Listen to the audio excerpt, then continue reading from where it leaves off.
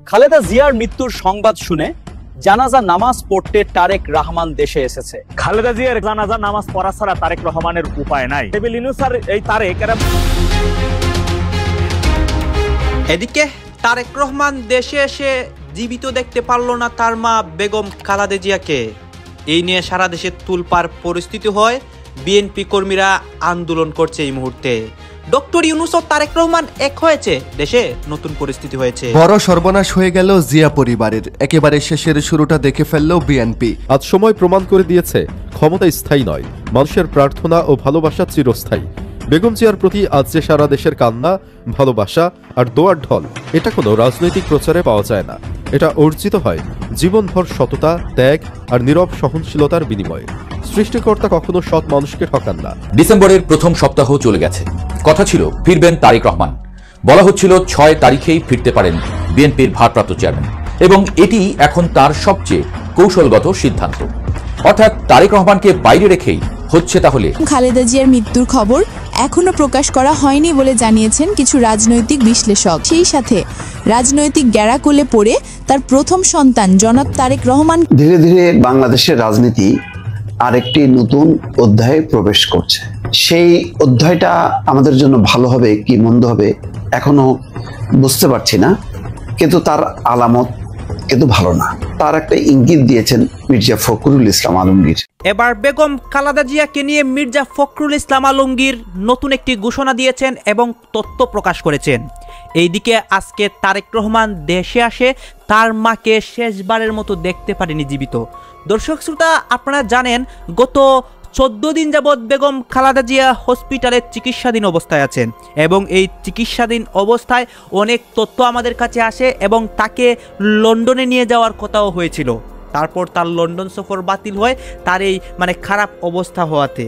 আপনারা সম্পূর্ণ ভিডিও দেখবেন এই মুহূর্তে ঢাকায় কি হচ্ছে এবং বেগম খালেদা জিয়ার হসপিটালের সামনে তারেক রহমানকে নিয়ে সবকিছু দেখতে পারবেন এই একটি ভিডিওতে। আসুন আমরা কথা বাড়াচ্ছি না, আমরা সরাসরি ভিডিওর মূল আলোচনায় চলে যাচ্ছি।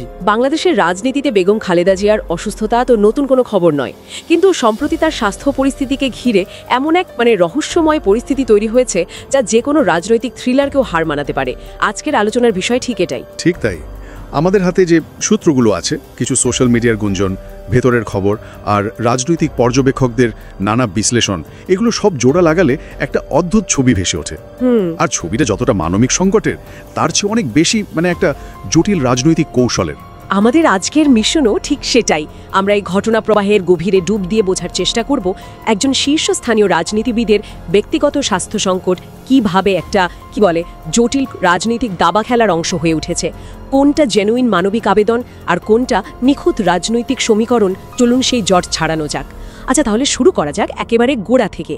পুরো বিষয়টাতেই ধোঁয়াশাটা তৈরি হলো কিভাবে?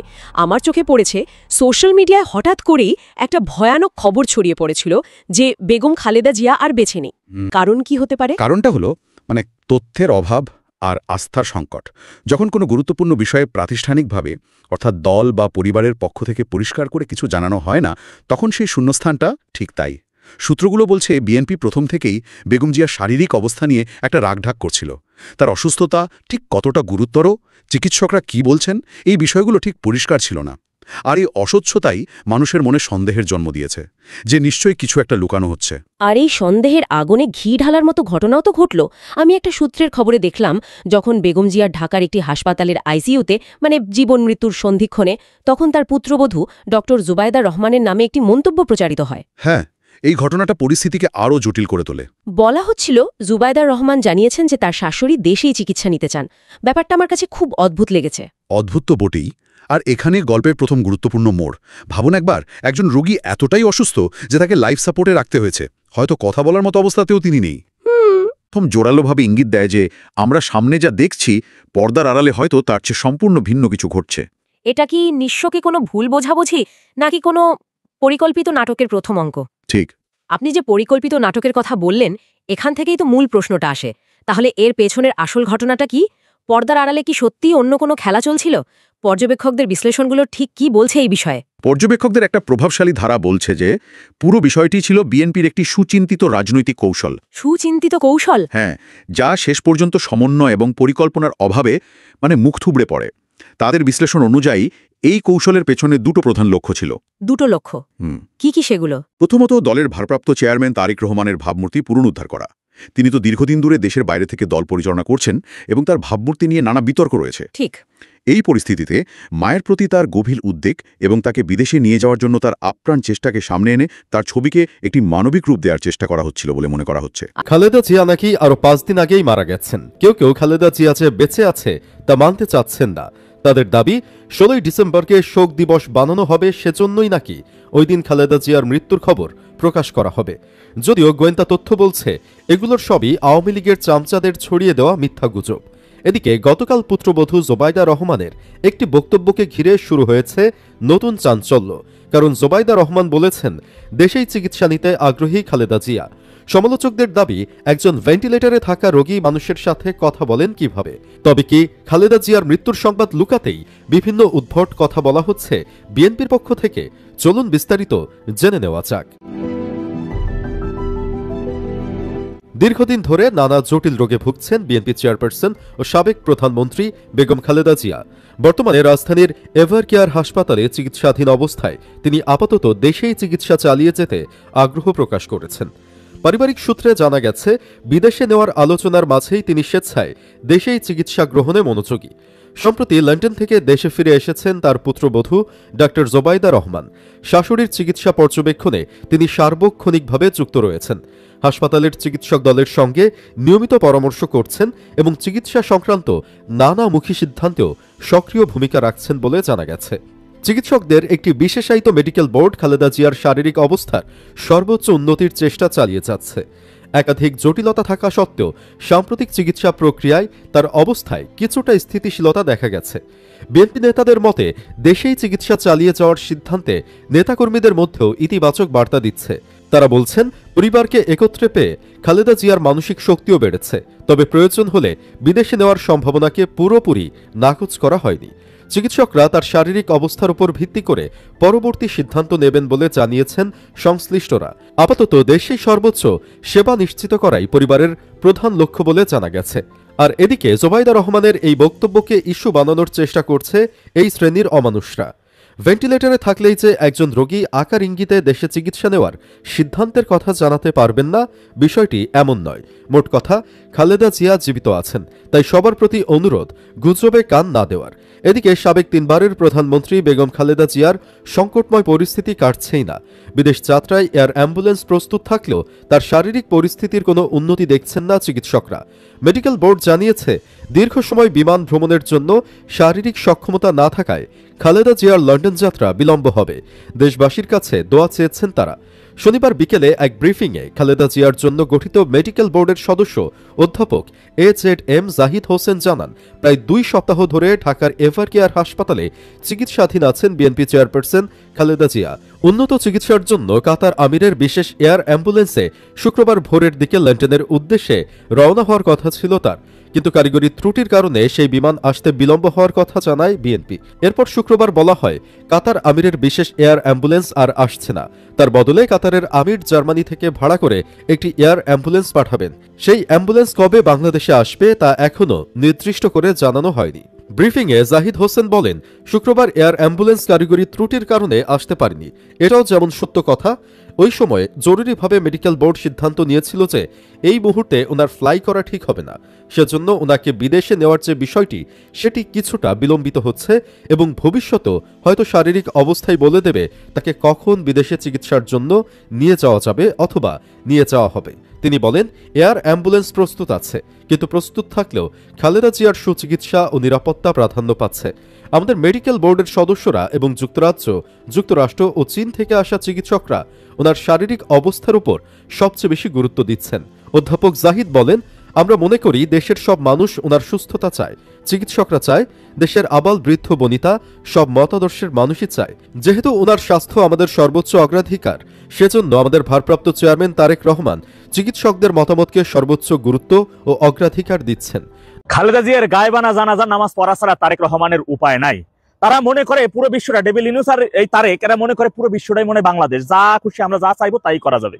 ভাই এটা সম্ভব না।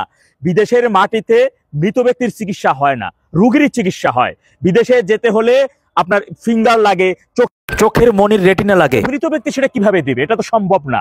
সুতরাং কাতার অ্যাম্বুলেন্স সম্পর্কে, কাতার এয়ার অ্যাম্বুলেন্স সম্পর্কে কোনো ধারণা আছে? কারিগরি ত্রুটির কথা বলা হয়েছে। এই এক্সিকিউটিভ প্রতিষ্ঠানের সম্পর্কে কতটা ধারণা আছে? এই প্রতিষ্ঠানের 15টা আরো বিমান রয়েছে কাতার এয়ার অ্যাম্বুলেন্সে। একটা অ্যাম্বুলেন্সে কারিগরি ত্রুটি হতেই পারে, কিন্তু তার জন্য Z6AOS আরো 15টা বিমান রয়েছে এই প্রতিষ্ঠানের। তাহলে একটা নিয়ে আরেকটা দিবে? কিন্তু না। আবার বলা হচ্ছে কি, তার টিম কাতার প্রতিষ্ঠান অন্য দেশ থেকে ভাড়া করে নিয়ে আসবে বিমান, তাকে সেটা পাঠাই দেবে। এখন তারা হলো চিকিৎসা যে গঠন করছে টিম, তারা যখন নির্দেশনা দিবে, কারণ চলতে পারে না, আছে বিমানে যাবে, মানে সেইভাবে যাওয়ার মতো অবস্থায় সে আসে কিনা।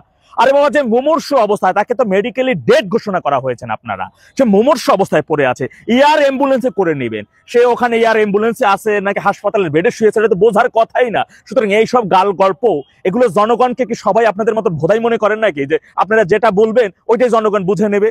কিভাবে একজন মুমূর্ষ, আজকে জনগণের কাছে একটা আফসোস যে তার জন্মদিনের মতো করে তার মৃত্যু সঠিক ডেটটাই দেশে জনগণ জানতে পারলো না।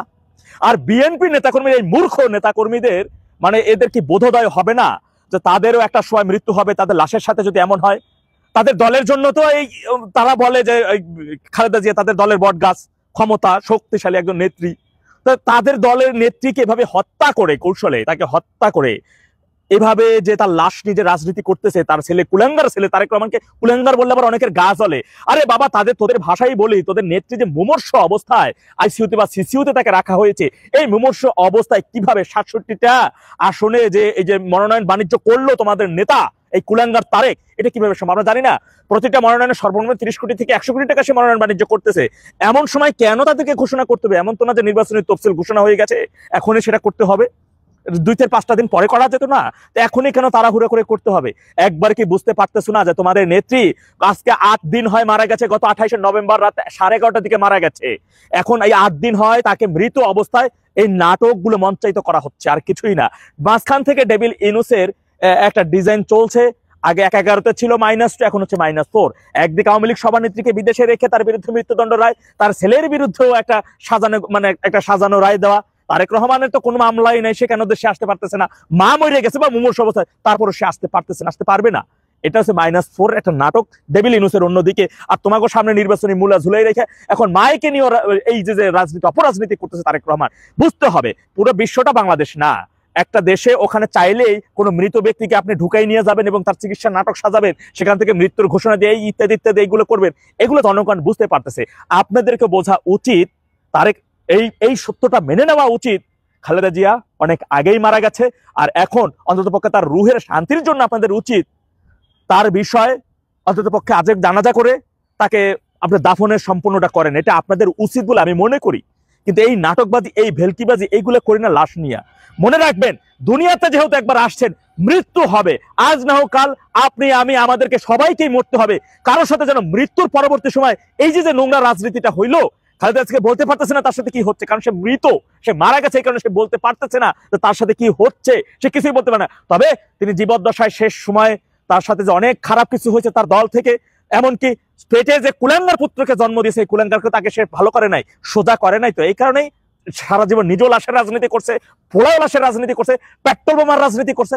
এই কারণেই মৃত্যু পরবর্তী সময় আল্লাহ আসলে দুনিয়াতে বলেছেন যে আল্লাহ মানুষের সাথে ক্ষমতায় থাকাকালীন আমি যেটা করব, একটা সময় আমার শক্তি কোনো কিছু থাকবে না, আল্লাহ আমাকেও সেই জিনিসটা ফেরত পাবো, এটি তার উজ্জ্বল দৃষ্টান্ত। সুতরাং খালেদা জিয়ার থেকেও ধীরে ধীরে বাংলাদেশের রাজনীতি আরেকটি নতুন অধ্যায়ে প্রবেশ করছে। সেই অধ্যায়টা আমাদের জন্য ভালো হবে কি মন্দ হবে এখনো বুঝতে পারছি না, কিন্তু তার আলামত কিন্তু ভালো না, এইটুকু বলা যায়। সেই বিভাজনটা কেমন তার একটা ইঙ্গিত দিয়েছেন মির্জা ফখরুল ইসলাম আলমগীর। তিনি বলছেন, একটি গোষ্ঠী ধর্মের নামে বিভাজনের পথ সৃষ্টি করতে চায়। শুধু ধর্ম না, ধর্ম আমাদের বাংলাদেশের স্বাধীনতা, সার্বভৌমত্ব, এটার এত বেশি মতপার্থক্য করছে, দৃষ্টিভঙ্গি পাল্টাচ্ছে। শুধু তাই না, আরেকটা হচ্ছে ভারসাম্য। বাংলাদেশের চারিদিকে আমরা জানি যে ভারত দ্বারা পরিবেষ্টিত আমরা, সে ভারত একটা বিশাল ফ্যাক্টর। সেই ভারতের কারণেই কিন্তু শেষ পর্যন্ত বাংলাদেশের যে একসময় মুক্তিযুদ্ধটা, যেটা 9 মাসে শেষ হয়েছে, সেটাকে 9 বছর চলার কথা, কিন্তু দ্রুত শেষ। দর্শক আপনারা তো দেখলেন এখানে কি কথা হচ্ছে, অনেকেই কিন্তু অনেক কথা বলতেছে, অনেকে আলোচনা করতেছে, অনেকে সমালোচনা করতেছে দেশের বিভিন্ন অবস্থা এবং পরিস্থিতি নিয়ে। বিশেষ করে এখানে বেগম খালেদা জিয়াকে নিয়ে কথা হয় এবং তারেক রহমানের বিষয়ে অনেক বিষয় নিয়ে সবাই সবার মন্তব্য প্রকাশ করে। দর্শক শ্রোতা, এই বিষয়গুলো দেখে এখানে যে আপনাদেরকে বক্তব্যগুলো দেখিয়েছি বা বিভিন্ন নিউজ প্রতিবেদন দেখিয়েছি, এইগুলো দেখে আপনাদের কি মনে হচ্ছে এবং আপনাদের মন্তব্য কি? অবশ্যই আপনারা আপনাদের মন্তব্যটা মানে আপনাদের গুরুত্বপূর্ণ মন্তব্যটা আমাদের কমেন্ট বক্সে লিখে যাবেন। আর হ্যাঁ, আপনারা বেগম খালেদা জিয়ার জন্য দোয়া করেন কি করেন না, হ্যাঁ এবং না, যে কোনো একটা কমেন্ট বক্সে লিখবে। সর্বশেষ আপনাদের কাছে আমাদের একটা রিকোয়েস্ট থাকবে, আপনারা আমাদের চ্যানেলে নতুন দর্শক হয়ে থাকলে চ্যানেলটি সাবস্ক্রাইব করবেন এবং পাশে থাকা বেল বাটনটি বাজাবেন যাতে করে নেক্সট ভিডিওটা সবার আগে আপনাদের কাছে পৌঁছে যায়। ধন্যবাদ।